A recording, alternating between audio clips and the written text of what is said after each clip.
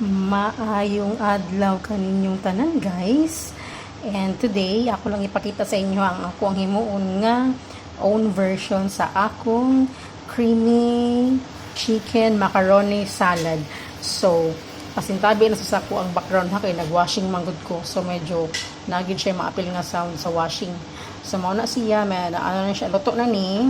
And ako lang ipakita sa inyo ang mga ingredients. So dili ni siya usual nga katong macaroni, chicken macaroni salad nga ato yung naandan something ana. So mao ni siya ang ako mga ingredients. So experiment po din ako. And then ako diri carrots. So ako na siyang gipino-pino.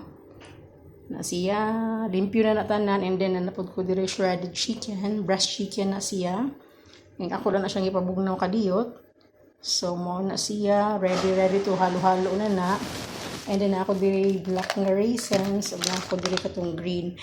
So, kay, wala man ko nakapalit og black, gamay ram gyud ang ako, ang kay, I love raisins gyud. So, ako na lang i-add ang kani. So, dili na sila mag-away, kay pariharam na sila nagsuon. And then, I have a pink salt. Ang akong ginagamit is pink salt na gyud siya. Mo na siya. And then, sugar. So, mag-add lang ta para mag-balance ang iyahang lasa. And then, na ako diri koan, sweet nga pickled relish, something ana. And then, I have here mayonnaise. Kana. And then, of course, the condensed milk. And, nasad ko evap. And then, of course, ang atong Del Monte nga pineapple chunks. Then, the last one is kaning akong gila, no? So, na ako Nestle cream. Kuha na siya, the original one, no? So, wala na siya flavor, pero small careful mo kung palit mo yung ginani, kaya ano, nakatry, check ko nga.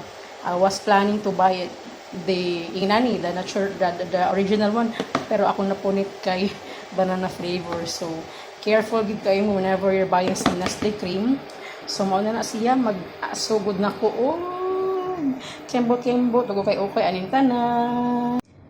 And mauna ni ang akong finished product sa ako ang creamy chicken macaroni salad.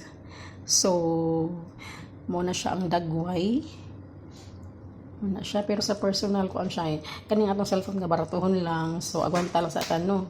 So, mauna na siya. So, once ma-ref na siya, medyo mag-dry na kay absorb naman sa pasta ang kaniyang cream. So, lami jud siya. So, sa mga gustong mag-try, try ninyo. It's kuan siya. It's pang Christmas, pang birthday, or any other occasion sa inyong life.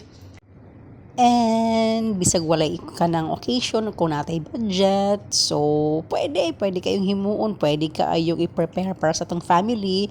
So mao na din ang kaning kaning iyang nabugnaw na gid siya, mao ni siyang hituran. Ako lang gid siya gipakayagan sa may suga dara para medyo maklaro-klaro lami kay siya. Try sad ninyo, sumao lang na siya. Salamat sa pagtan-aw, ayo mo, God bless sa inyong tanan, bye.